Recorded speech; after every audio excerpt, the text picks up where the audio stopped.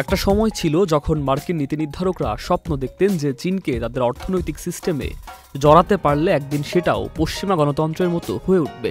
কিন্তু আজকের বাস্তবতা যেন ঠিক উল্টো গল্প বলছে। চীন আমেরিকার টেকনোলজি, বাজার অর্থনীতি আর ভোগবাদী সংস্কৃতি নিল ঠিকই, কিন্তু তার রাজনৈতিক কাঠামোয় আঁচড় পর্যন্ত পড়তে দেয়নি। অথচ ট্রাম্পের আমেরিকা এখন এমন কিছু পথে হাঁটছে যেখানে চীনের ছাপ স্পষ্ট হয়ে উঠেছে, যেন শিক্ষক নিজেই এখন ছাত্রের কৌশল কপি করছে। চীনের চাইনিজ ড্রিম আর ট্রাম্পের মেক আমেরিকা গ্রেট এগেইন, দুটো স্লোগানই একই সুরে বাজে। দুজনেই অতীতের গৌরব ফিরে পেতে জাতীয়তাবাদী জোয়ার সৃষ্টি করছেন, অভিবাসন নিয়ন্ত্রণে কঠোর হচ্ছেন আর বৈশ্বিক বাণিজ্য শুল্ককে অস্ত্র হিসাবে ব্যবহার করছেন। চীন যেমন তার প্রতিবেশীদের উপর কর্তৃত্ববাদী আচরণ করে, ট্রাম্পও মিত্রদের সঙ্গে সম্পর্কে অনিশ্চয়তা তৈরি করেন।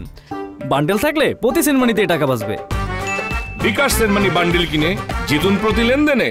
কানাডাকে অঙ্গরাজ্য বানানোর হুমকি থেকে শুরু করে জার্মানিকে অর্থনৈতিক শত্রু বলার মতো উদাহরণ কম নেই।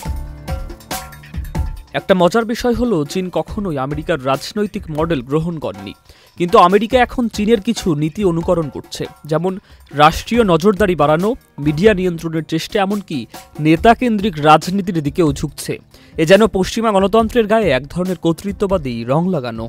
কিন্তু এখানেই প্রশ্ন, এটা কি আমেরিকার আসল পরিচয়, নাকি ট্রাম্পের যুগ শেষ হলে সব আবার আগের জায়গায় ফিরে যাবে? বাস্তবতা হলো, চীন নিজের মডেল ঠিক রেখেই অর্থনৈতিক শক্তি হয়ে উঠেছে, কিন্তু আমেরিকা যদি নিজের গণতান্ত্রিক ভিত্তি দুর্বল করে ফেলে, তাহলে শেষ পর্যন্ত গ্রেটনেস খোঁজার বদলে নিজেরই ভাবমূর্তি ক্ষুণ্ণ হতে পারে। সুকান্ত সরকার, চ্যানেল আই।